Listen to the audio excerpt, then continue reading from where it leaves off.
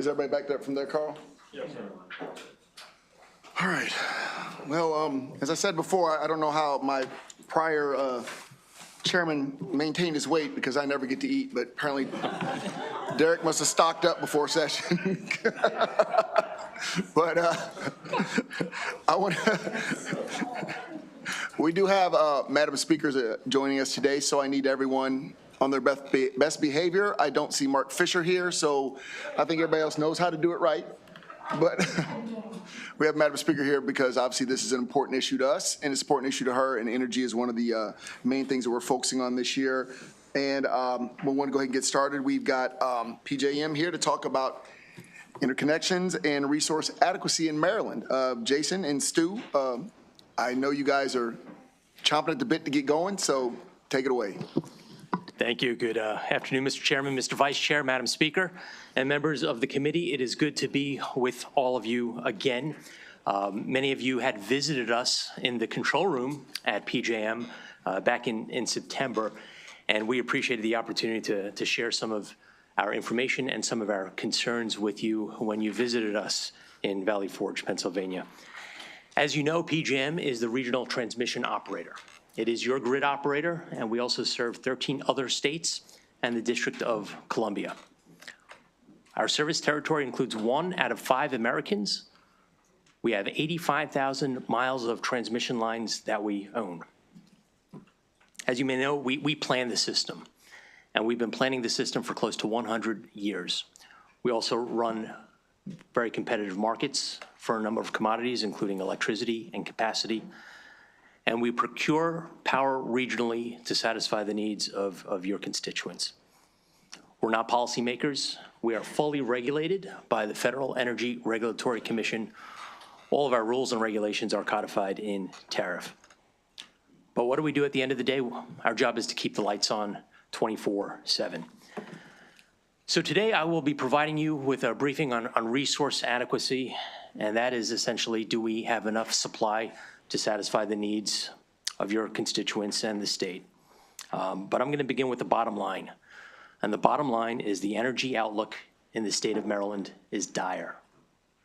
I think PJM now has been warning for several years about the prospects that part of our country could run short of power during periods of high demand. And this possibility has been growing rather rapidly, primarily as the result of state and federal policies and interventions that are pushing generators to depart and retire prematurely. This is also due to unprecedented demand that we're seeing not only in the state of Maryland, but across our region. And you're aware of data center intensity, you're aware of electrification of buildings, proliferation of electric vehicles in our state, and these are concerns. In a few moments, I'll show you a slide that this risk is not limited to just Maryland or PJM. It's national. And the North American Electric Reliability Corporation recently announced that many regions in our country face this prospect. Additionally, our independent market monitor has expressed similar concerns.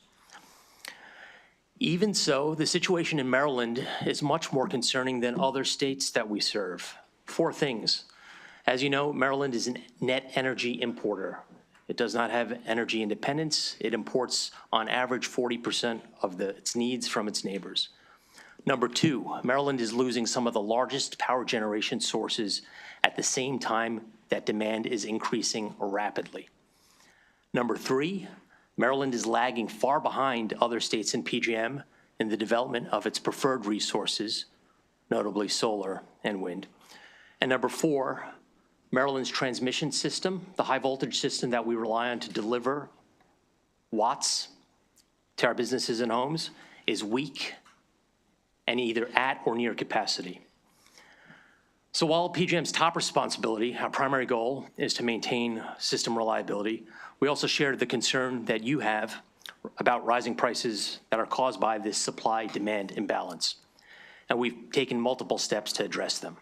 You may have recently seen in the news last week, BGE announced that rates for its average customer will go up $26 a month this year alone. And there's multiple components, but resource adequacy is one of them.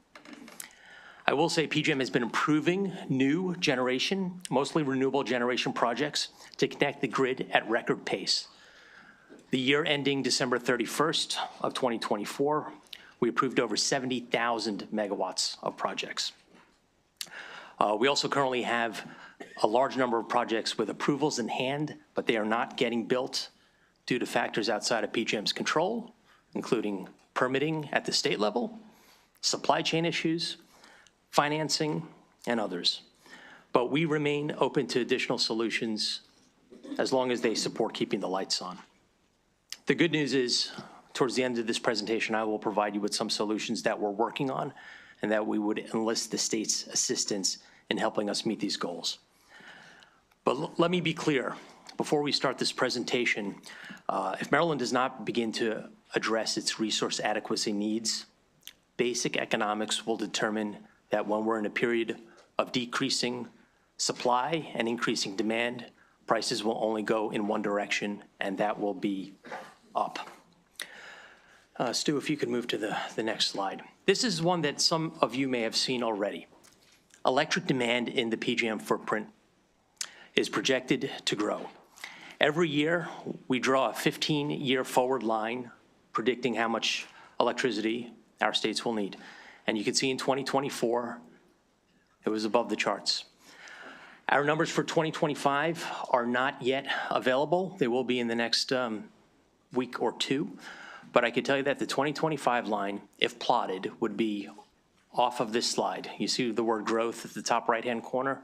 It would be above that. This next slide we have is our preliminary numbers. Again, these are not final. You'll see the blue line. The teal line represents the 2024 numbers, and the yellow line represents the 2025 numbers. 1 year, year-over-year increase, about 25% load growth on top of the 2024 numbers. In the box at the top right, you'll see that our forecast last year was about 1.6 annualized percent growth. This year, we're predicting about 2%. That is a tremendous amount of load growth that we're seeing on the system. Again, the primary driver is data center, AI, cloud computing, crypto mining, and the like. One change I should just note is up until now, we've been predicting and forecasting out to about 15 years due to a change at FERC last year. That prediction is now 20 years in length. I mentioned NERC, the North American Electric Reliability Corporation. They are an independent regulatory authority charged with maintaining electric reliability on the system. They released this map just last month, and it shows the bulk power system broken up into different regions. You can see where PJM sits on the coast. Last year, we were teal. Now we are orange, which indicates elevated risk as opposed to normal risk. And you can see the Midwest RTO in the middle is at high risk. What this means for PJM is now that the NERC regulator effectively believes that shortfalls of power supplies could occur during periods of heightened conditions. It's something that does not surprise us based on the supply and demand fundamentals. We're not in the red state yet, but a number of systems and regions went from blue to orange over the past year. This is to share with you that this is a national problem, and it's growing. Closer to home, again, this is the 2024 load forecast. We'll have the 25 numbers out soon. In our three primary large utilities, the IOUs, investor-owned utilities, you see BGE is the largest, but underneath those two columns there, which reflect load today and load 10 years from now, you'll see the growth rates. Some of our regions are growing faster than others. I'll point to the first region, which is AP. It's the old Allegheny Power System, which is now First Energy, but we still use the legacy name. You can see growth 4.6%, 4.7%. We're aware of data centers that would like to develop in Frederick County and points west. We also have data centers that are currently operating along the I-95 corridor between DC and Baltimore. But it does show you from region to region, growth rates will change. I suspect that these numbers will be materially higher in the next coming weeks as we release our 2025 load forecast. What do we currently have in the state of Maryland? It's a relatively diverse portfolio. You have natural gas, coal, nuclear, oil, not a tremendous amount of solar and wind, but you do have some Conowingo hydro there, represented by the 507 megawatts. Just to be clear, this does not reflect what is operating on any given day. In fact, the coal represented here comes from Brandon Shores and Wagner, and that's a peaking facility. So in most instances, on most days, it's not actually producing electricity. But you can see we're predominantly served in the state by our natural gas. And these are facilities internal to Maryland. We're not importing any of this power reflected on this pie chart. But you could see this gives you a sense of what we have as resources. This is what actually operates in Maryland on a given day, about half natural gas, half nuclear, and the remaining is the peaking coal, wind. Other includes solar, and there you have Conowingo Hydro, which is effectively a base load unit that's operating. Maryland is not energy independent. This reflects a chart for every day in the year 2023 in which we imported power from our neighbors. Large exporting states include Pennsylvania, include West Virginia, and a few others. Maryland, DC, New Jersey, Delaware are all net importers.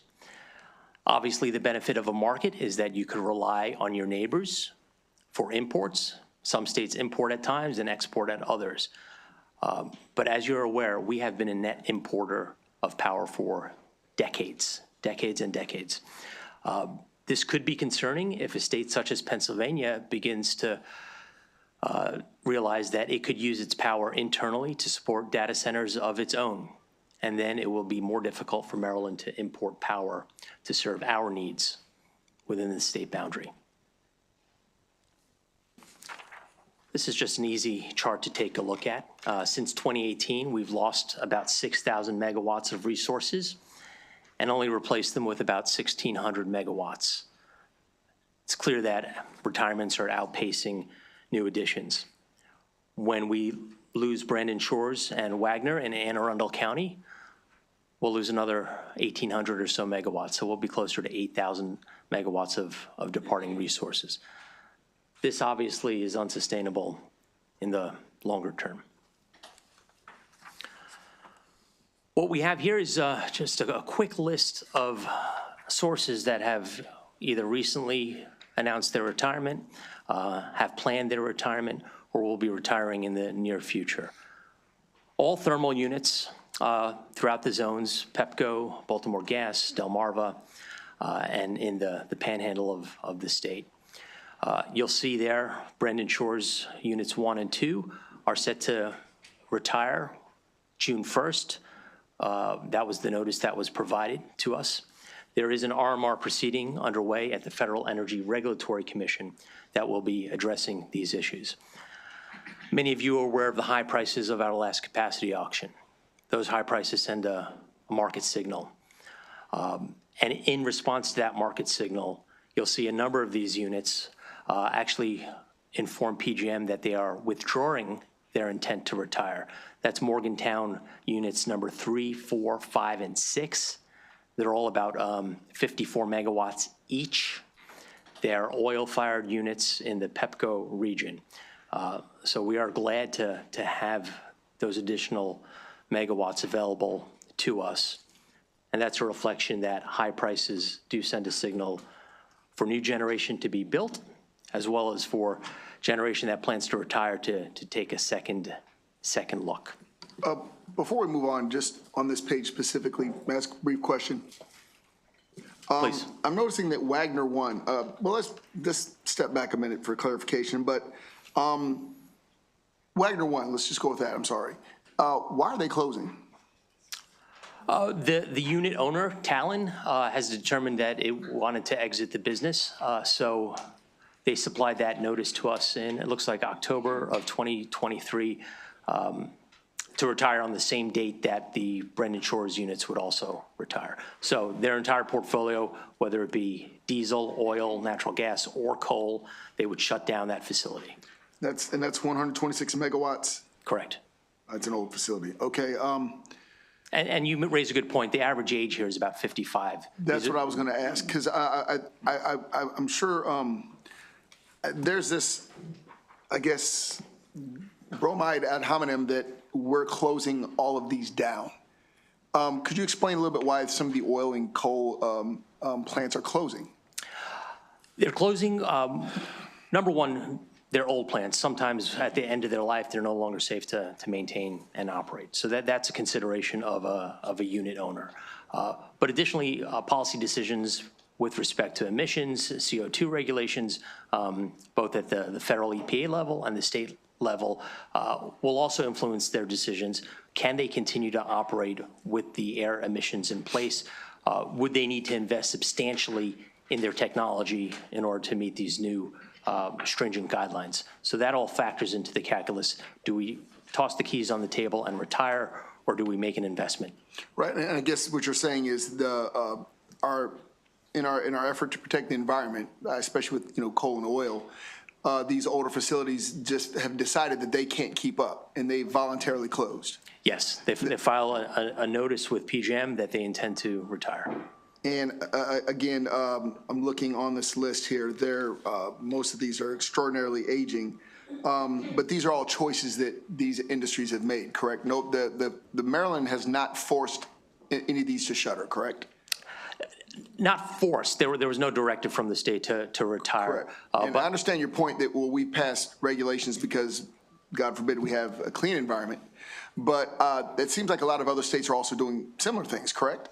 In terms of decarbonization policies? Correct. Yes. All right. So again, it's not uncommon for older facilities that are oil and coal across the region or the country to start closing down if they can't keep up with the newest technology.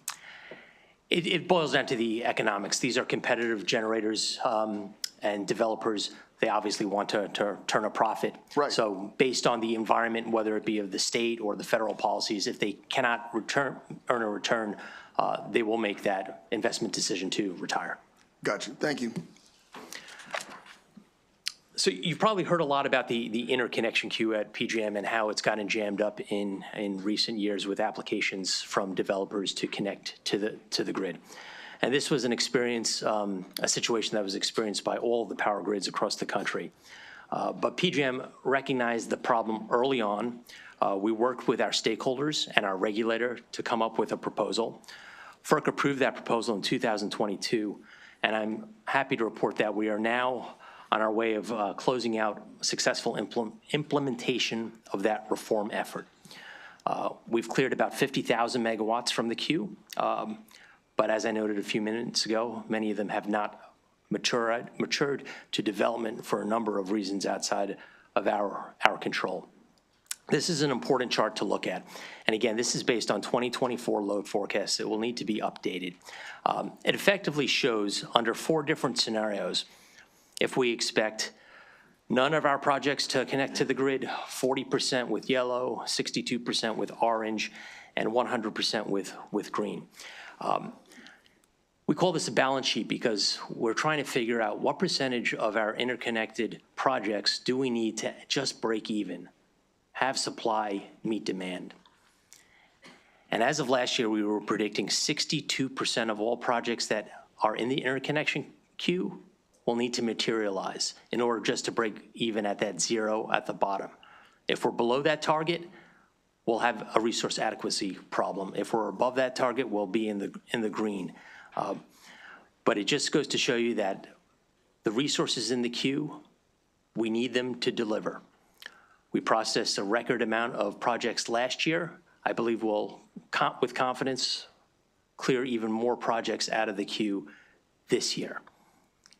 Well, the queue will be unclogged by next year, and then the year after that, we'll get them through the queue within 1 or 2 years, all types of projects. Are you accepting applications currently? Yes. When did we start accepting applications again? There was a misconception that the queue was closed, Right. the window was shut. That is not true. PJM was continually receiving these applications. We have not been reviewing the newer applications until we successfully clear out the queue, which will be at the end of next year. Any new applications will begin to be reviewed in end of next year, early 2026. So you are accepting applications, you're just not reviewing anything? That's correct. Delegate Charkoudian? I was just going to say, thank you, Mr. Chair, that is essentially the same thing. To accept an application and put it in a pile seems equivalent to saying you can't give us an application. So for understanding of like what the reality is, if there were a new gas plant that wanted to build here, they would be in that pile. If there were a new solar plant that wanted to build here, they would be in that pile. Is that right? Not necessarily. We do have some proposals underway to expedite. Right this minute, they would be in that pile. At this If minute- RRI goes through, which has other problems, then that might be different. But at this minute, in terms of when people say closing the queue, I think that's what they mean. So I just want to make sure everybody understands what did and didn't happen. Any new projects that are applied for, we will receive. They will not be actively reviewed until the queue is cleared, correct? They sit in the pile. They're pending review, yes. Okay, thank you.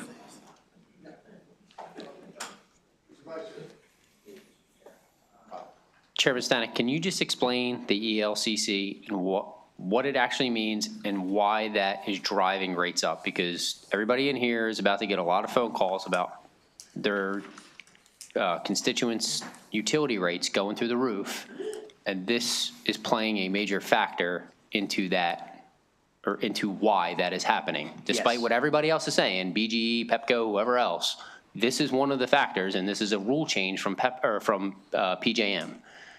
So ELCC, the acronym, Effective Load Carrying Capability. The most simplest way to consider this is a rating, and we take a look at all of our fuel resources and all of our generation types: solar, wind, coal, diesel, oil, gas, nuclear, hydro, et cetera. And then we effectively rate them based on their ability to perform during periods of stress on the system. The gold standard unit is a nuclear unit. We expect a nuclear unit's output to be approximately 95% of its nameplate capacity. So the actual nameplate says it has a 1,000 megawatt generating unit. We expect 95% of that, or 950 megawatts, to perform. On the other end, our unit with the lowest rating is fixed solar panels, which come in at about 8%. So if it's a 1,000 megawatt solar facility, we expect about 80 megawatts of the 1,000 to actually be producing. So when we adjust the ratings for each of these resources, it's based on our historical track records and other factors that we consider, so we realistically understand what is going to be performing in our fleet when we actually need it. And in this instance, you see that we have capacity, that first line, in all the scenarios of about 145 gigawatts, and that was reflecting our last auction results. I hope that was helpful.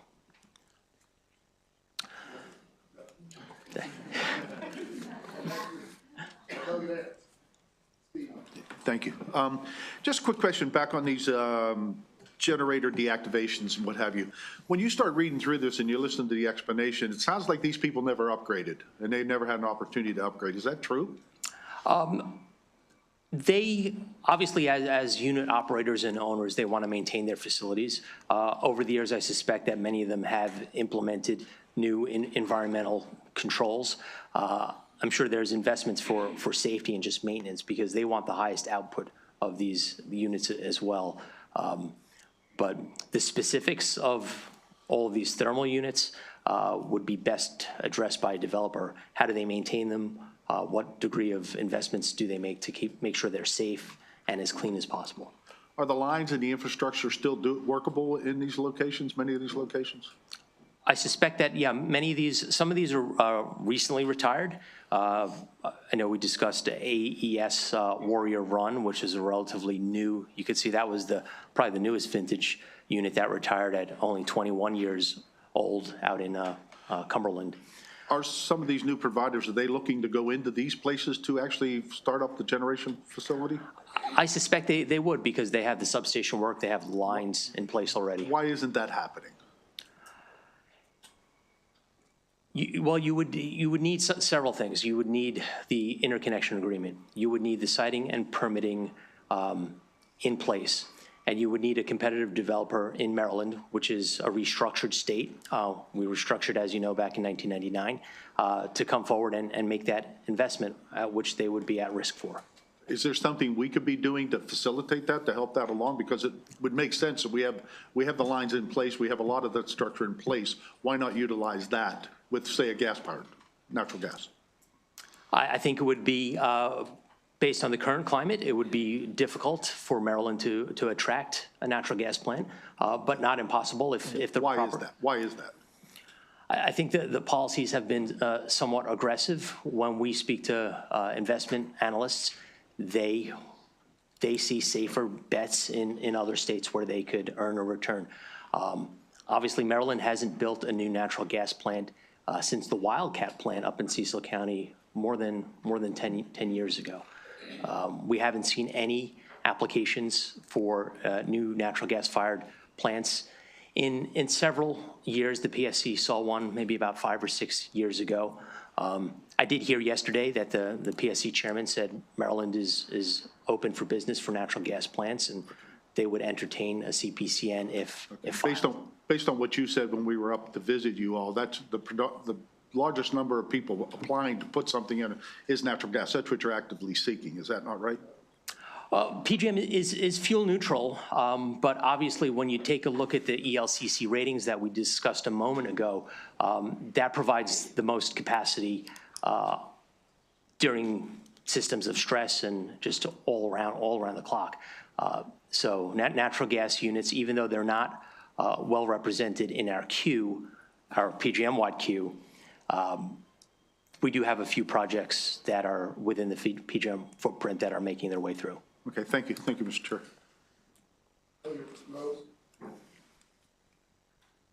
Thank you, Mr. Chair. I had a few questions. So, I represent Carroll County, who's very upset right now with the PSEG project.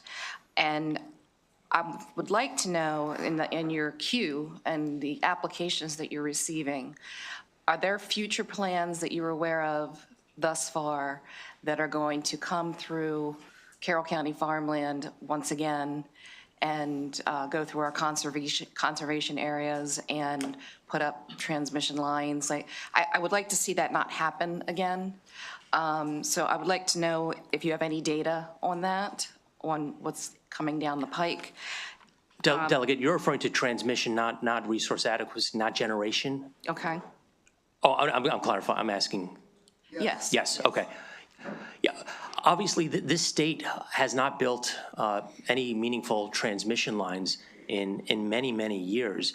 I've stated publicly, most recently at the Maryland Clean Energy Center conference, that Maryland is a state where transmission projects come to die.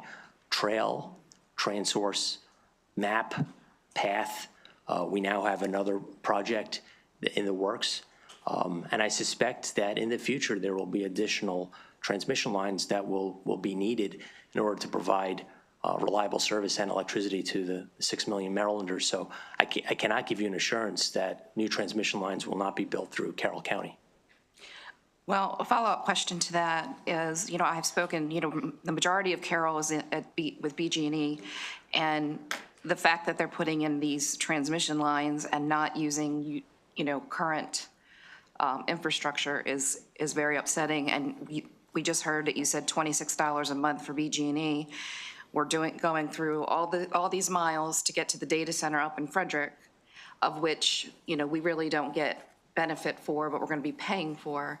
And I'm just wondering if there's a way for future RFPs or requirements, is that any of these new data centers that we bring online that are going to just be these giant energy users, that they be required to bring their own either small nuclear that they're developing, have them put a windmill up there. It's usually going to be in an industrial area, and put solar panels on their roofs. I mean, it can't always be the path of least resistance, which happens to be Carroll County, between solar and these lines. And so, we feel like we're sitting out there, we're not really getting much benefit from this.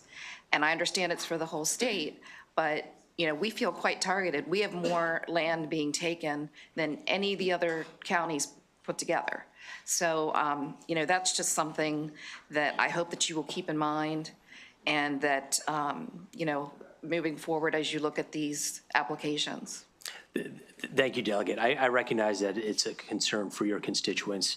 Building any type of energy infrastructure in this state, particularly a small state like Maryland, is fraught with peril. When I was at the Public Service Commission, no project had any type of support when it came to local community input. Batteries were opposed. Wind turbines are opposed. Solar panels are opposed. Transmission lines are opposed, and nobody wants a power plant in their backyard. So I agree and sympathize with your concerns. With respect to the transmission line proposal that you mentioned, I would not say that the line does not benefit Marylanders. To the contrary, it will maintain reliability in the state and keep the power on for the citizens of Maryland. Thank you for your answer.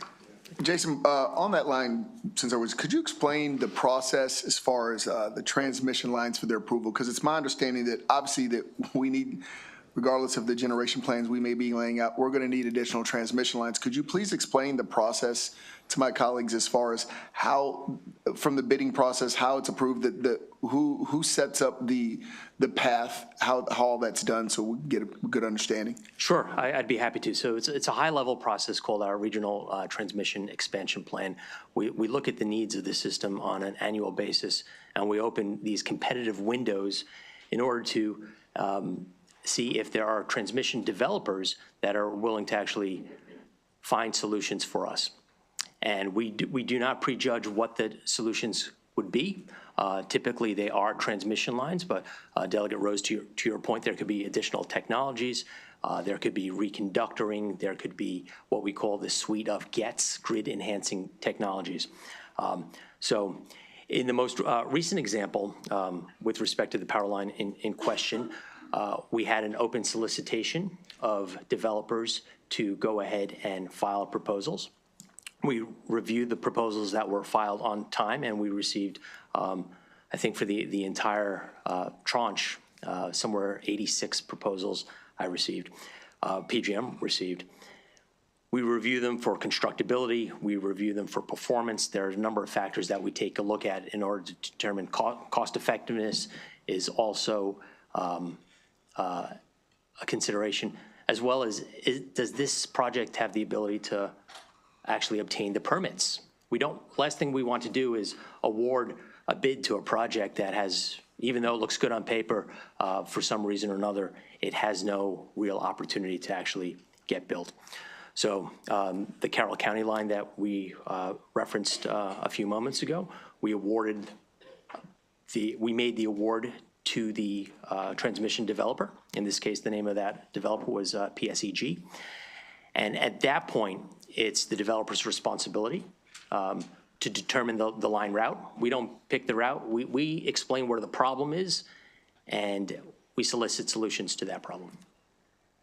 At that point, the developer approaches the Utility Commission, in this case, the Public Service Commission, seeking a CPCN, Certificate of Public Convenience and Necessity.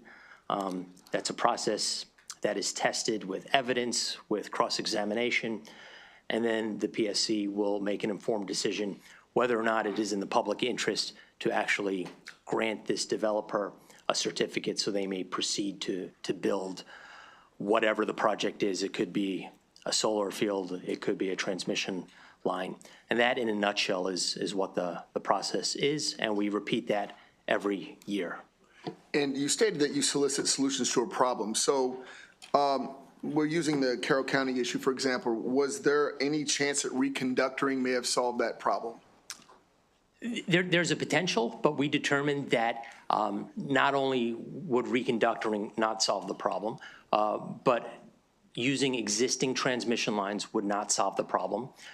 So we needed to look at a greenfield solution, effectively building on a land that is not currently used for a right-of-way for either another transmission line or pipeline or. And I think you're getting to the point many people want to know, so, but why not? I think the question is, but why not? And I know you have an answer. I just want to make sure, because I think that's what's missing, is why not existing transmission lines? Why not conductoring?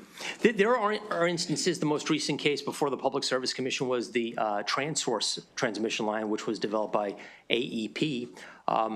We determined that we could use the existing right-of-way because the current transmission line owner, which is actually Baltimore Gas and Electric, had extra hangars on their transmission lines, so effectively vacancy where we could string a new line across.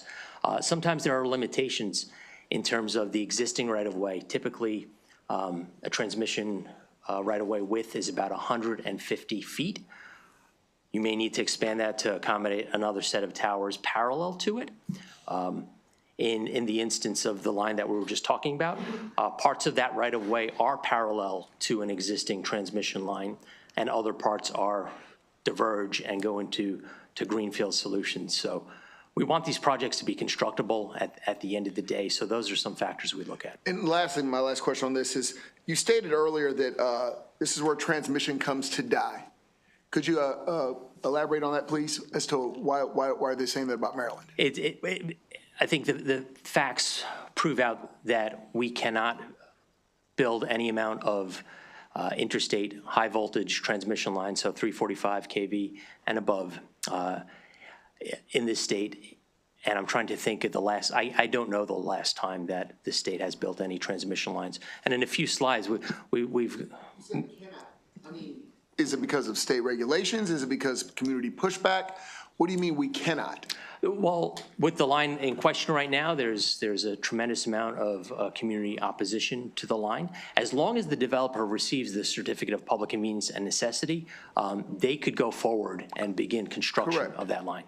And but you said about Maryland specifically, so do we have different laws, or are people just more opprobrious or aggressive as far as in these lines being built, or is it, what is it, why Maryland specific? I think as opposed to some other states that may have a thermal economy based on thermal resources. For example, I testified recently before the West Virginia legislature.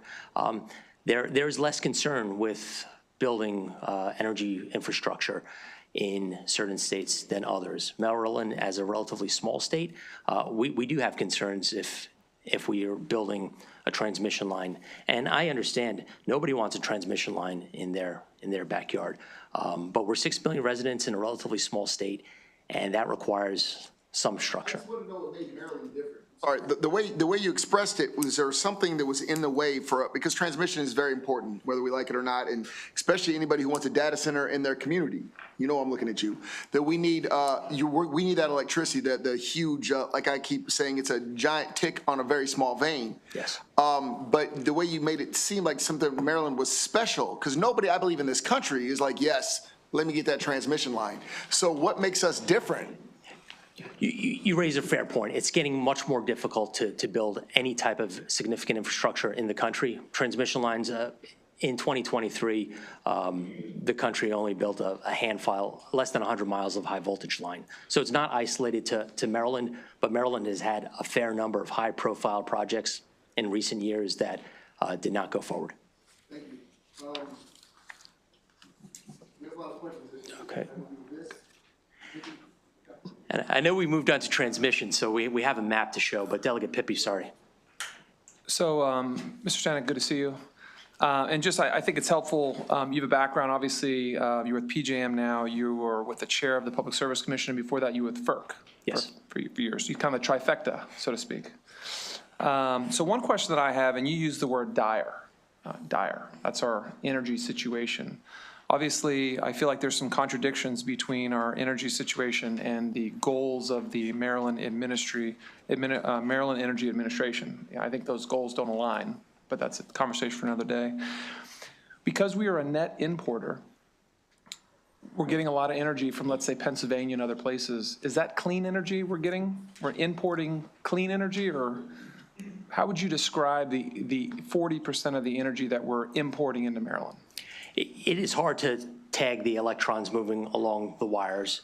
But if you're asking the general portfolio of the state of Pennsylvania in terms of its energy resources is heavier, more heavily biased towards thermal resources, coal and gas. So I'll make it easy on you. What percentage of Pennsylvania's energy is clean? When you say clean, sort of non-renewable. Derived from offshore wind, and they don't have an offshore, but I mean, wind, solar, I mean, what percentage of the energy they create in Pennsylvania is considered green energy? Well, the overwhelming majority would be thermal energy. Right, so we're net importing dirty energy from other states because we refuse to make the same energy in our own state. And that's put us in this dire situation that you described, which ultimately is going to just torch the ratepayers in the very near future, which we get. The big thing that I have an issue with, and the delegate from Carroll County alluded to, is there's a very local situation in my district, part of the MPRP project. What percentage of that project is for the benefit of Maryland? You use the term, that project will keep the lights on in Maryland. So as I understand it, it's a big line that's going through Maryland, it connects in southern Frederick County, but I was under the impression that 92% of it is for the benefit of Virginia. So, I mean, if you could just elaborate on, because you said it, that we got to build that line or the lights go out. So if you could please confirm that. Yes, I'd be happy to do so. So this is a line 67 miles in length from close to the border with Pennsylvania, the Conestoga. Actually, we have a map up here. This isn't the transmission line we're discussing, but it's an illustrative of the fact that Maryland's high voltage lines in red here, they're red because they're 500 kV, in comparison to another state, Ohio, which has, as you can see, a lot more high voltage transmission lines. They're in different colors because Ohio has 365 and 765 kV lines, the latter being in green. Delegate, you represented the percentage, I believe it was 90, did you say 92%? 92%. So that was a determination made pursuant to cost allocation methodology at FERC in an attempt to figure out the benefits and where they go. Some of these benefits with a 500 kV line are socialized across the footprint. Other benefits are socialized to particular zones, not necessarily states, but zones. So in Virginia, it would be, I believe, the Dominion transmission zone. But like any network, these high voltage lines, these conduits, don't recognize state boundaries. We've taken a look at this project. We determined that it provides the protection against overheating and overloading of transmission lines in and around Maryland, including in Baltimore. So when you create a new transmission line, it's obviously going to free up capacity on existing lines that are currently in the state, including those that are on the BGE system.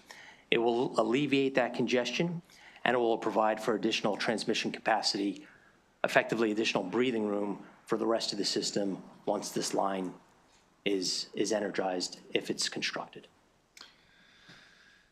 So one thing I will say is I agree with you that the Maryland situation is dire. I also acknowledge that you're looking out for 13 states.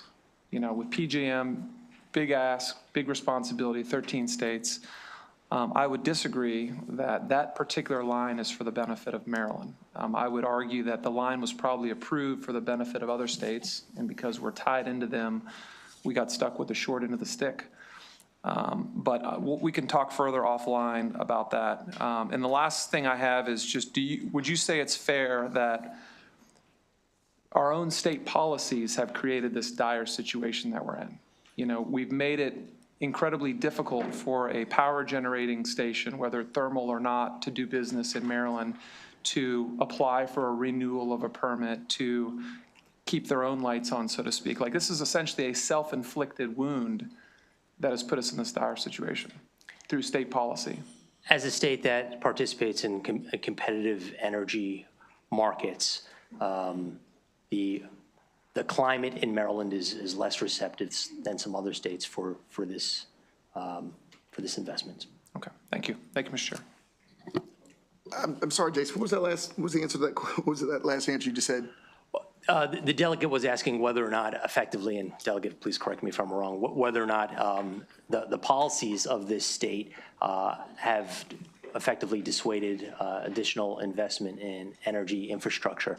And it's possible, looking on balance, whether or not you would have additional energy infrastructure signal to come into Maryland with its very aggressive policies, with a reputation that it is very difficult to permit and cite energy infrastructure in this state. And so that's where I just want to make sure that we are not giving out misinformation here. Number one, to your knowledge, especially with your prior job, are we allowed to have dual oil or dual cycle gas plants in Maryland? Yes. And there's no policy that stops anybody from opening that up, correct? No. So what policies are you talking about?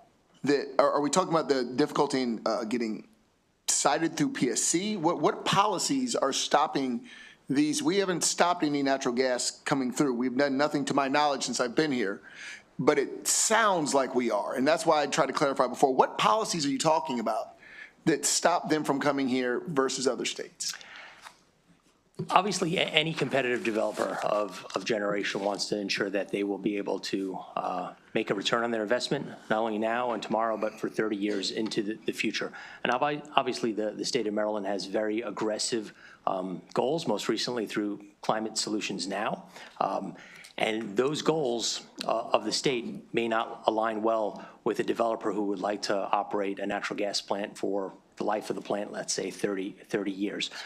So if that's the case, paired with the fact that it is difficult, it would be extraordinarily difficult to, I believe, build some types of energy infrastructure more than others in the state, that may lead a developer to consider not making an investment in Maryland. Again, I guess it's just eluding me as to with some specificity what policy we're talking about. Obviously, that we don't want to pollute the environment. I think that's a national thing, but I just don't understand, and I'm trying to get to the bottom because we have some important work to do here. Yeah. Is what specific thing is stopping them? I mean, beyond the fact that people don't cheer if they're natural gas, I just don't understand. Is it just a reputation?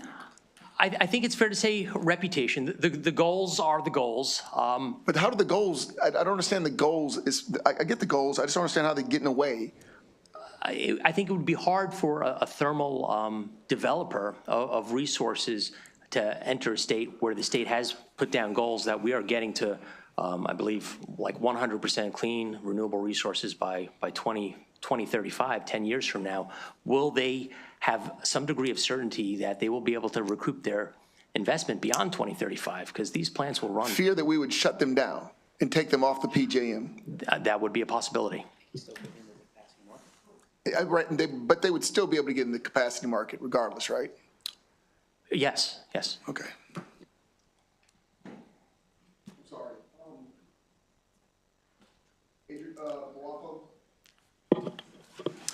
Thank you, Mr. Chairman. Jason, good to see you, and thank you for having a few of us before our committee came down there in September up at PJM. It was really insightful, and frankly, I don't think I really understood how dire our situation was until our briefing over the interim.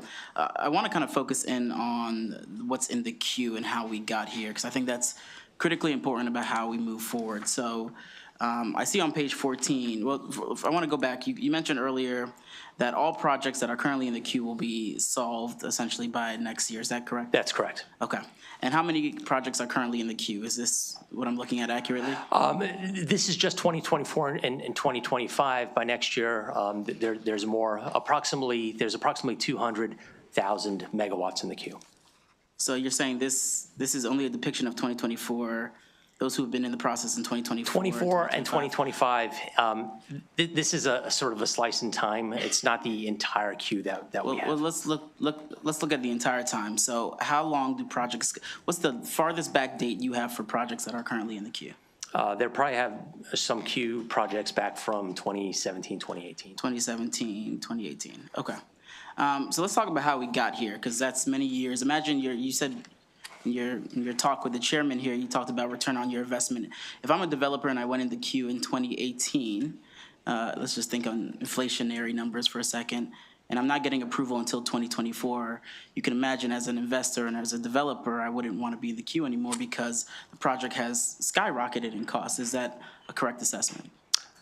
The difference in time could have some type of effect, whether it be cost, ability to obtain the permits, Policy changes. post-COVID, Got it. supply chain. So, and what would you attribute the major reasons to? Are you saying that siting and timing are kind of the biggest reasons as to why these projects haven't moved forward? Siting, number one, and then other contributing factors include supply chain issues, as well as financing, because obviously interest rates have gone up in recent years.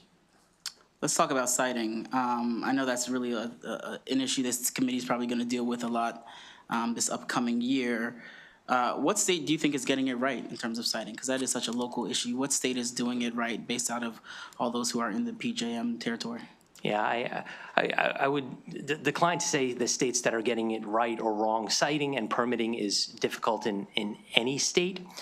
Even on the national level, Congress recently has been wrestling with the ability to develop federal statutes on expediting permitting. Each state has its own CPCN process. Some of them have deadlines. Others are more open-ended.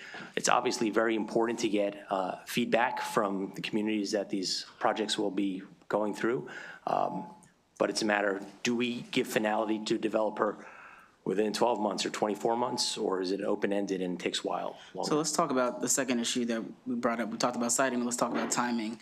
What is PJM doing exactly to ensure that these projects are actually getting through at a quick timeline? I mean, 2017 is a pretty long time to just be sitting and waiting to develop. And as you just mentioned, we're in a dire situation. So are we improving the policies, not we, you? Yes. Are you improving the policies at the PJM level to ensure that we're streamlining those folks?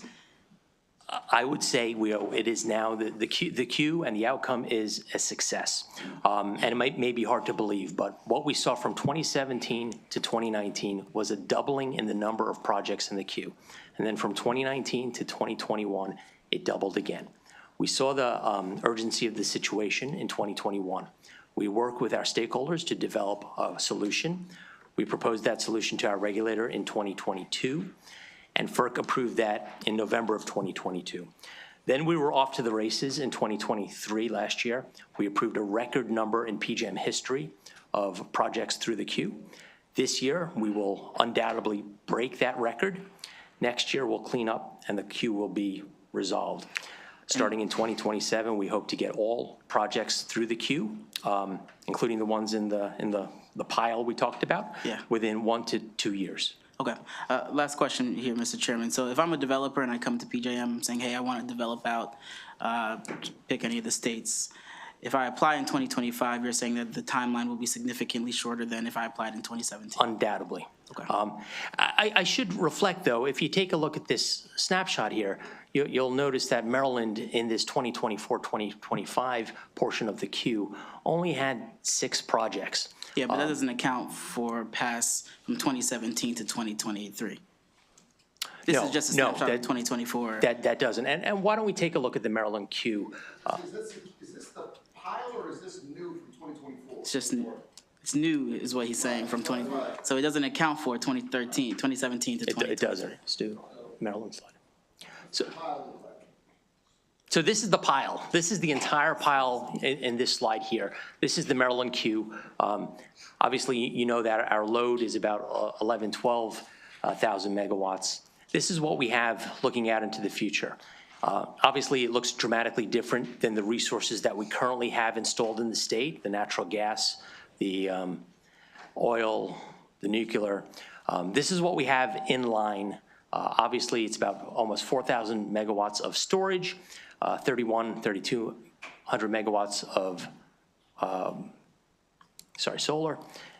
You're asking where's the offshore wind? The offshore wind, you'll see in that inset box, we actually credit that to Delaware because it's actually going to interconnect with Delaware, but rest assured that it's a resource that was initiated by the state of Maryland. So this is what our queue looks like now. Again, we should be clearing most of this out by the end of next year. Am I reading that correctly? Is that 7,261, that's megawatts in the queue? right. For Maryland, and that includes from 2017 to today? Yes, this is all active. everything? Everything. Okay. So that's about 14 gigawatts between our offshore wind program and all of this in the queue? That's right. Yes. No. Okay. Yes. Thank you, Mr. Chairman. You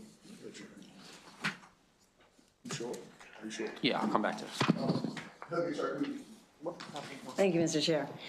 So I have a concern about the fact that we've been asking this question. People keep pointing to Maryland environmental policies that is the cause. JM has regularly said Maryland environmental policies are the cause. And what we're facing, though, is a situation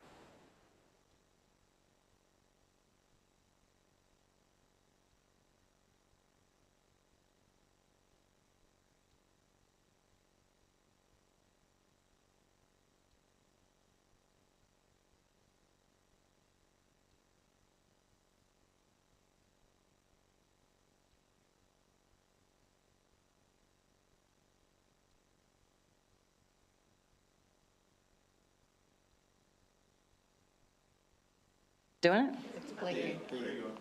Okay. So let me say that again. It's troubling that, PJM has repeatedly said, every time I've seen any presentation from PJM, that Maryland policies have led to the current situation. And I think citing policies, I think that's fair enough. But I think as it relates to environmental policies, there's not a single policy anyone can point to that shuts down coal plants, and there's not a single policy that anyone can point to that shuts down or keeps gas plants from coming online in Maryland. You talked about the atmosphere and goals that we've written on paper. And yet, the thing that is actually keeping new generation from coming online, we can point to, and it is at PJM. It is the rules at PJM. It's PJM's inability and unwillingness to plan, despite the fact that we've been signaling for 20 years with our RPS policies that we were going to get to this point. And PJM hasn't planned for and led to the crisis that we're facing. And I think that's really important for two reasons. One is because if we really want to resolve this crisis, we've got to resolve the queue. Now, I appreciate the fact that here we are 8 years later, and PJM has a solution that's starting to resolve the queue. But I think the reason I think this is really important is because I want to shift actually to talk about the capacity market. Because of PJM, not because of any state policy, we're facing a reliability problem. We're facing a place where supply and demand are not matching. That by itself would not have jacked up the prices 800% in the last capacity market. In fact, what jacked up the prices most of the way is because PJM has rules, PJM rules, not Maryland rules, that don't count RMR in the capacity auction. And PJM has rules that changed recently about how ELCC is calculated. And so what we saw was an 800% jump. And I'm not saying that the ELCC change wasn't necessary or appropriate or coming. In fact, gas plants perform much worse than they had been getting credit for from PJM. So probably appropriate. But to hammer that in at the same time as RMR was not being counted and PJM hasn't yet resolved the queue, I would say that PJM is 100% responsible for the increase in capacity payments that we're facing. And so given that, and given that our ratepayers are drowning right now to pay these bills, it is fully within PJM's ability to address that and at least bring it down a little bit by responding to, and the governor of Pennsylvania happens to agree with me on this, by lowering the cap, the price cap in the capacity auction. And so I want to ask you what it, and I just want to say, because I know you made that point earlier about, so the price cap is supposed to bring on new energy, right? Which it can't do because everything's stuck in the queue. So nobody can respond to the price signal because everyone's stuck in the queue, or keep current plants online. And you made the point earlier that there's some plants that have stayed online. But the difference between 1.5 net cone for a price cap and 1.75 would still keep those current plants online and would not be so devastating to our ratepayers. And so my request today is, as it was in December when I met with PJM, is that you make that change. And I want to ask you to explain to my committee, who is very concerned about the ratepayers in this state, why it is, if you're not willing to do that, why it is that you're not willing to do that. So, Delegate, you had a number of issues packed in there. With respect to the queue. Hold on 1 second, please. We've got to wait for the mic. Thank you. It's an old technology. All right, we're red. Delegate, you had a number of issues in there. The queue did experience some issues. It's going to be cleared out by next year. We have approved 50,000 megawatts of projects that we hope to connect. They need no additional approvals or authorizations from PJM. With respect to capacity prices, and Stu, if you could bring up the next slide on capacity prices. You are correct. It jumped up substantially from $29 to $270 in the course of 1 year. Market rules are, they set the ground game for all the participants to the market. There was no question, nobody is alleging that they did not understand the rules prior to entry into the market that resulted in these high rates, $269, or you see BGE, which is a load constrained zone, actually maxed out at 466 megawatts. At the outset of this presentation, I said we are working on solutions. And you mentioned the cone, and for your colleagues, that's the cost of new entry. It basically sets our supply curves and determines what the cap is for this product that we know as capacity. We are examining that. We're examining what the appropriate proxy unit is, what the appropriate multiplier for the cost of new entry is. Obviously, we have a complaint from Pennsylvania Governor Shapiro that we're taking very seriously. We're examining that right now. But we have made a number of filings at FERC over the past couple of weeks. In fact, 4 filings in order to better perfect the markets, supply and demand. And we'll go through a few of these in a moment. But we recognize that these markets, Delegate, are very complicated. But at the same time, market participants know, both buyers and sellers know what the rules are going into them. We're concerned about costs as well, costs to end-use consumers, to customers, to folks trying to keep their lights on across the state. And we're hopeful that if FERC goes ahead and approves our suite of filings, by the time our next auction runs later on this summer, we will see some relief from the higher capacity prices that we saw in the last auction. Mr. Chair, may I ask a follow-up question? Of course.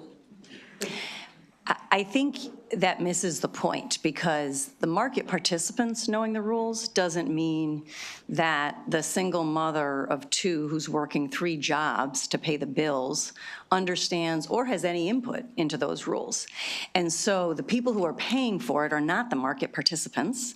The people who are paying for it are our constituents who are already suffering.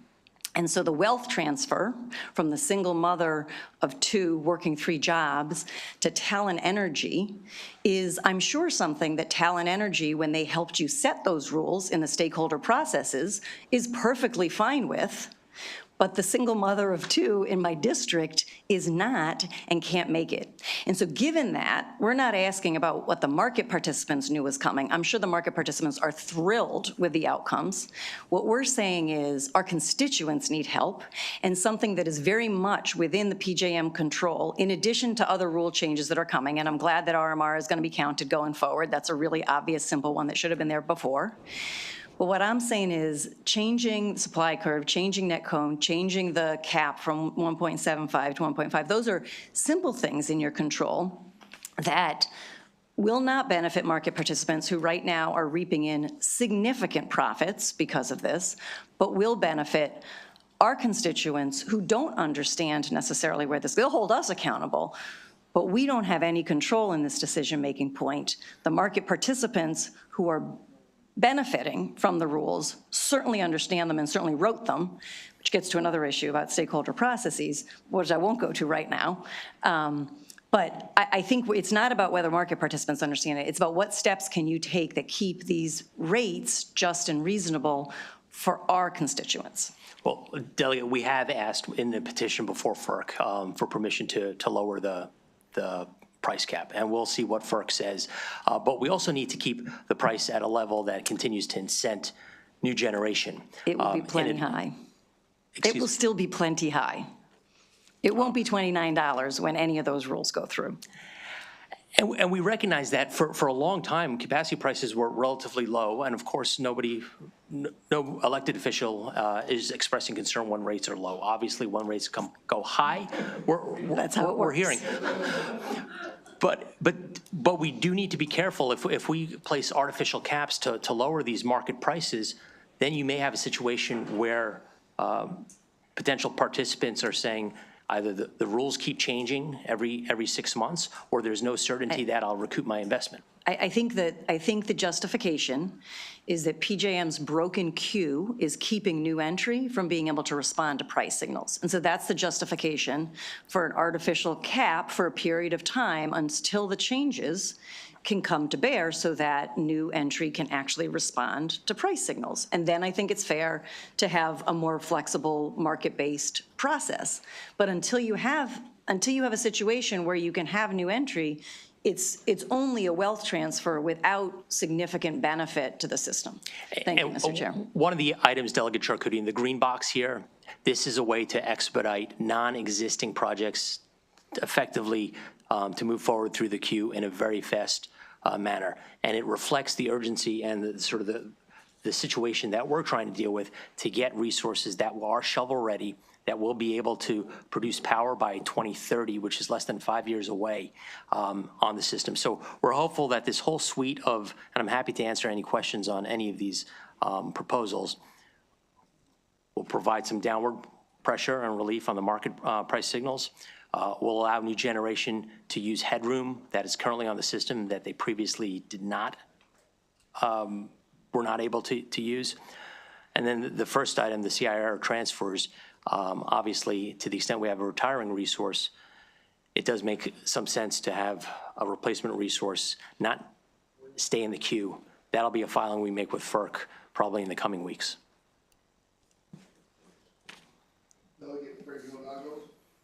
Thank you, Mr. Chair. So, Jason, one of the things that you keep mentioning is clearing the queue, but does that include projects that are going to be coming, that are going to be submitted during that time? So you're clearing the current queue, but my concern is that as you're clearing the current queue, there are more projects that are coming in. So what is the overall timeline going to be for the average project? Because you can understand, like, let's say the single parent of two, trying to understand why this process, while I know it's complicated, is trying to figure out why these processes take so long. I mean, it just sounds like, from a layman's perspective, it sounds like an incredible amount of bureaucracy, incredible amount of bureaucracy. So can you please explain it, and like, why are we here? Right. Well, Delegate, the facts lay out that since 2021, the number of projects that are being filed with PJM to enter the queue has dropped considerably. So that has given us extra, effectively, breathing room and capacity to process these applications. So to your question, I think we're going back to the pile mentioned by Delegate Charcuti. And once we start reaching those at the end of next year and early 2027, we will have the capacity to get those out in 1 to 2 years. Why is that? It's because we've implemented a number of reforms. Prior to the reforms, there was a lot of junk effectively in the queue, speculative projects made by developers that did not necessarily have an intention to actually ever build the project, maybe flip it to others. That's why our success rate of actually connecting these projects was only about 10 to 15% of these projects on paper actually produced an electron. Since then, as a part of the reforms, we've gone to a clustering based as opposed to a first in, first out. We now look at them in groups and we process them more quickly. we ensure that the developers are actually serious about building a project. So we require that they provide us evidence of site control, that they have the property to actually move forward on. They are required to put down substantial deposits now, which actually ratchet up as they get closer to their go-live date, where those deposits did not exist. What do those deposits look like? Depending on the type of project, I don't know the exact numbers, but they increase over time, and they're material. So it's not like they'll walk away and just, Are we talking tens of thousands, hundreds of thousands, million? What are we talking about?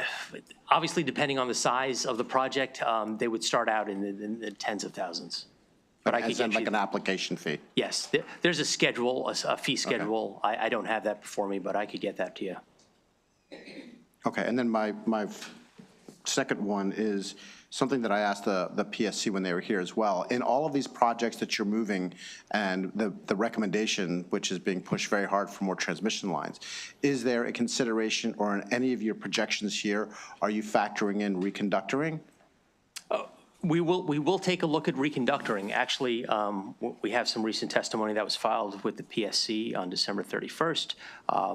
Our planners take a look at the feasibility of reconductoring. There are obviously many vendors that sell that sort of aluminum core new conduit lines that could produce up to 40% more capacity on a line. Obviously, the product is much more expensive than the old-fashioned conduits that we would string, so you're paying more upfront.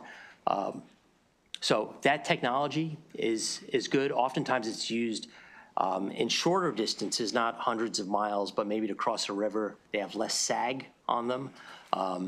Their internal heat rate is higher. So there's a lot of benefits to that.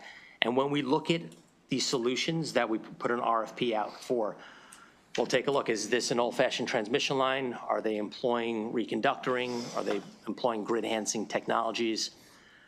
Our planners will score them and make an award based on that.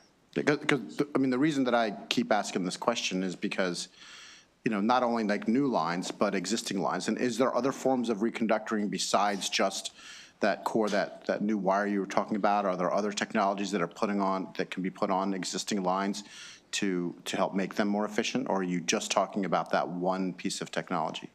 There are other types of technologies, including automated flow controls. Right. Looking at dynamic line ratings that change depending on the temperature. There may be additional capacity that if it's a cooler day, we could go above the line rating. Right. So there's a proceeding currently at FERC to look at DLRs, as they say. So we're looking at all the technologies. We actually just introduced a new page on our website just last month to inform the public about what's available. So it's not just lattice towers and H-frame towers that. That's my understanding. I mean, and the reason I bring it up again is 40% is a very, very huge number when we're talking about all of these projects, when we're talking about transmission lines, to be able to squeeze out an additional 40% on existing lines or existing infrastructure. Those are huge numbers. So I just want to make sure that you are taking into consideration those possibilities and those potential savings and efficiencies, because that's going to cost a lot less than I would imagine a lot of, just kind of continuing the same thing. And it's a solution that will pay dividends every single day, every single week, every single month, every single year, even though they cost more upfront or retrofitting. You are correct there, and we will look at them in our review process where that technology makes sense. There are plenty of vendors out there that would wish to sell this wire to potential developers. Hopefully they're good vendors. Thank you. Thank you. Thank you, Mr. Chairman. Well, of course, Delegate Tarkoudian asked all my questions already. Question is, I want to follow up to Delegate Rose and Delegate Pippi's question concerning the high transmission lines going through Carroll, Harford, Baltimore County area. And I know that this is more of a macroeconomic question, but given the plants that are going to be closing or being closed through regulation in the state, if they weren't planned to be closed or plants weren't closed, for example, Morgantown near the Harry Nice Bridge as an example, but Brandon Shores, others, would that transmission project still be required? Do you have a particular transmission project that, are we talking about the one that we discussed a moment ago? It would still be required based on our load forecast, yes. Interesting. And then also, a question, yesterday the PSC was here and said that PJM does not do any studies if a data center is connected to a generating station.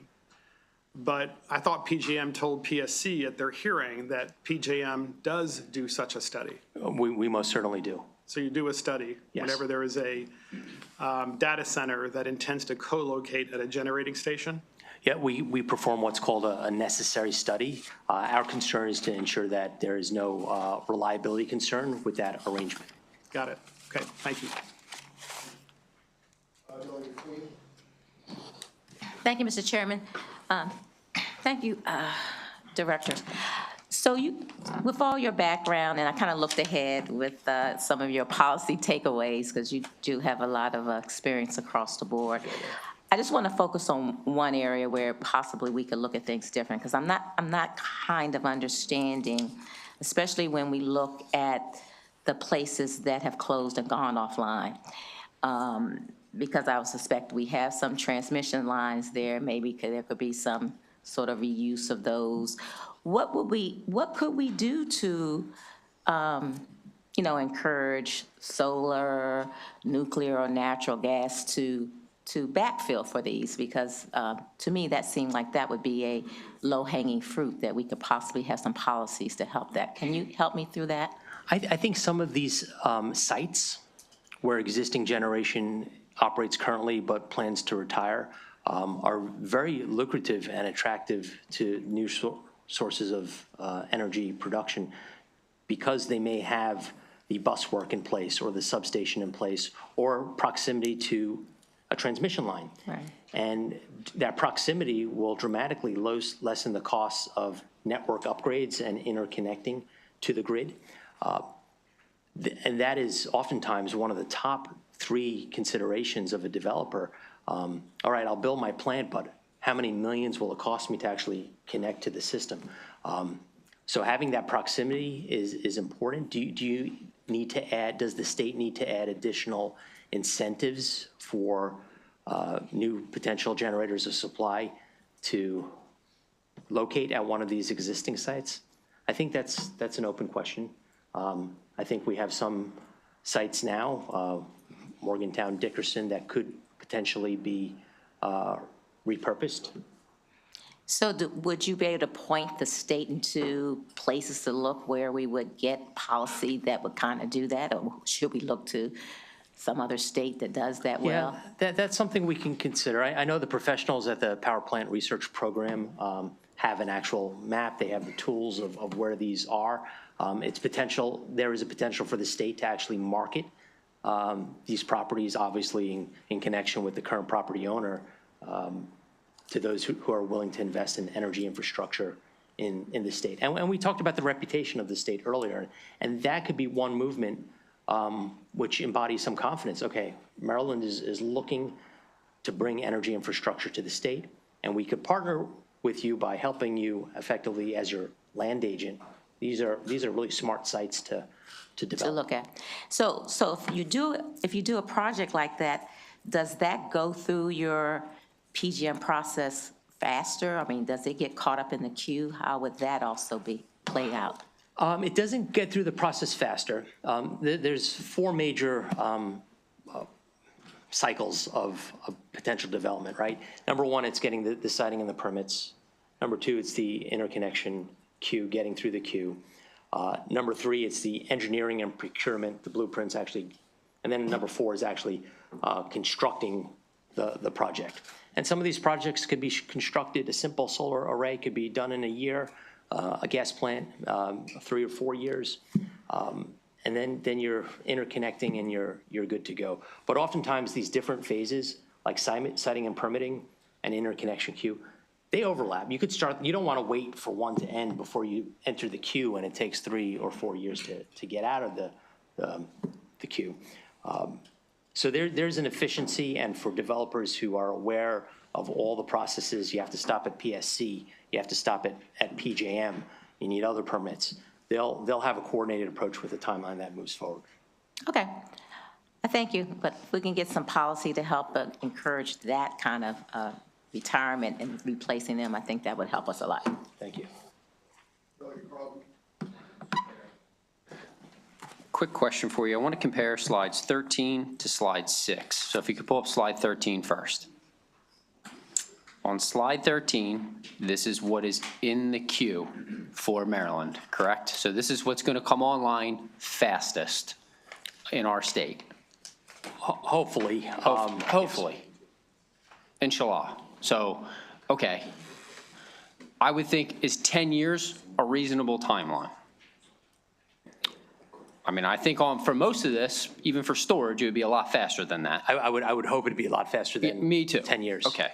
So by that number, we'll just say it's 7260. If you go back to slide 6, and I kind of want to push back on this energy crisis everybody keeps talking about. If you go through the chart, I mean, frankly, some of these are only 0.7%, 0.6% load growth, and that, to me, doesn't seem like it's some crazy drastic change. Albeit, there are data centers that play a role in this that are going to come online that are going to change these numbers. But just looking at the data that you provide, if I total up all those capacities or all those increases, and I look at the dark blue, because the increase is frankly by 2034, which is roughly 10 years, I get a net benefit of energy to come online by about 3750 megawatts. So 3,750 megawatts are going to come online at the same time you're projecting this increased load. I don't understand why we're saying that there is some dire cliff that we're going to go off of, just based on your data, Well, if you clear the queue. Yeah, if we clear that queue and the 7261 that we were looking at come on board, you're assuming that it comes online, but our track record is only about 10 to 15% of the pre-reformed queue. So maybe we're talking about 720 as opposed to So what would be the sticking point? Let's just say we needed just storage. What would be the sticking point on storage coming online from that? Because that number alone on the pie chart on slide 13 would cover the increase on the load. If all that storage came online. Correct. And it's flexible. I mean, Right. it's the most flexible source. I would agree with you. Currently, we don't have a tremendous amount of experience on the PJM system. We have one 4-hour battery. Storage technology will be economical, I believe, in the future, but currently it's very expensive technology. Yeah, but that didn't answer my question. My question was, what is the sticking point to getting it through your queue prior to this great reform we're talking about? Well, it'll be those amounts in the queue, the battery storage amounts, will be through the queue by the end of next year. And then the moment of truth will be, does the developer go forward and actually construct it? So, okay, yeah, I mean, I would argue then that in 2 years, most of that plan gets through. You're not really looking at a cliff here. I mean, I understand that there's data centers coming online. I understand that Virginia is building them every 15 minutes. I get all that. I know that there's transmission runoff from that. Some of it benefits us, but like, not really seeing this energy crisis. I mean, Maryland has imported energy for 20+ years. It just is what it is. And if you take it as a market as a whole, with the PJM, it's really not that big of a deal. It's not. Now, there's problems with the capacity market that multiple people brought up. But like, based on this slide and your data, I don't really follow why we're going to rush into a whole bunch of policies that could potentially, lead us down a very costly path. Well, Vice Chair, I would only say that over the past 12 months, we've seen our load forecast increase by about 25%.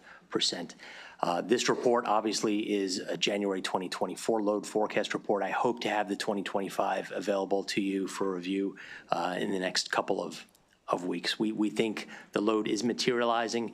It's real. We expect additional deactivations on the system over the course of the next 4 or 5 years. Brandon Shores obviously will not be the last resource in the state to retire. There will be others. But none of us have a crystal ball, and you may be right. You may be right that the batteries materialize and that offsets the load growth.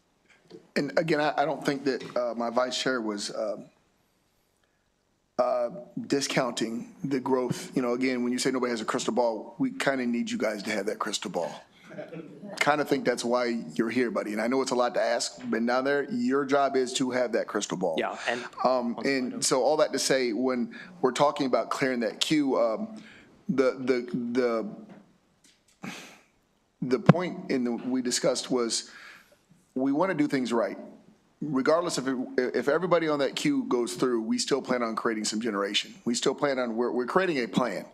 At worst, if Brian's right and we get everything we need, then we will be a net exporter in 15 years.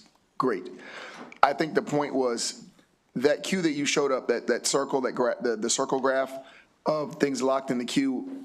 Now, you said you're about 15%, is that correct? Historically, the success. How much of that do you think is due to just the delay in trying to get through PJM? This was this was pre-delay. That's 10 my to point. 15%. It's like the numbers you're using are pre-delay, and a lot of times things fall off because people get financing. They don't just get to sit on that money, as you know, for 5-6 years. If things don't start moving shovel-ready, people want a return on their investment. So that's how banks work. So again, my question is, with the revamped system, right? And I guess you guys are going most shovel-ready first, is that? If FERC approves. Correct. Of that, so right now, anything going through should at least be shovel-ready, correct? Not necessarily shovel-ready, but once they get they may still not have their permits in hand. They may not have conducted the engineering and procurement, but they will have all necessary approvals from PJM. So there's a much higher likely chance that anybody gets through is going to actually be a generator. Yes, now, Right. now, yes. And so because I just don't want to rely on that 15%, and I just think that's I don't think that math is what we're going to apply now. We're hopeful that that number is much higher than 50. And that's what I was going to ask you. What is that number looking like to you? It's hard to say. Well, and I know that, but remember, you're the one who has to have the crystal ball. So what is your goal with that number? Our goal is somewhere north of 50%. 62% is where we would, based on our last forecast, would effectively break even and supply and demand comes together. And as we noted a moment ago, there's financial skin in the game for these developers now. If they walk, if they don't develop, they lose that deposit. And I say all that because as we build our plan, we don't want to build it on that 15% model. Or we want to make sure that when we sit at this table to figure out how we're going to move forward, that we do so assuming that this PJM is no longer going to be the stopping point. And to be clear, when there's this long delay, they lose investors. I've seen it in every industry. And I'm hoping that you're correct and that this is expedited, because I believe then that number of 16% will go 70, 75%, because people want to make money right now. Energy is a really, really good way to make money. Well, I know we have to wrap it up. So Delegate Charkoudian, you're like, Just a quick point to the Vice Chair's question. It's my understanding that this includes data center load that's been projected and reported by the utilities. Yes. So it's not, this is the projected load plus data centers. This is the projected load. Inclusive of data centers. And I have looked at your projected 2025 numbers, and they don't change that much in BG&E. They change in other parts of the grid, but not in BG&E. So I think if we're looking at the BG&E, we can be relatively confident that if your numbers are good, for the next 10 years, we're talking about 500 megawatts of peak increase. And in BG, we see more increase in electric vehicle adoption. Sure, but that's all in what we're looking at. That's included. That's included, correct, yes. That was my point. Yeah. Okay, thank you. Thank you, Mr. Chair. Thank you. At the outset, I noted that we had some policy takeaways. Where can the state help us? And Mr. Chairman, if you'll indulge me, I'll get through these. Yeah, because I know we have to wrap it up, but I was going to ask you to the last part, please. So we have 4 proposals currently at FERC, and we have 3 policy takeaways for your consideration. The first is our request of you, the lawmakers, to avoid policies that would push any additional resources off of the grid until we have an equal amount of replacement capacity standing behind it. Number two, we would ask you to take a look at your CPCN and permitting statutes in order to figure out how we could deploy energy infrastructure resources in the state more quickly. We cannot afford to wait several years for developers to wait at the PSC to get a CPCN in hand.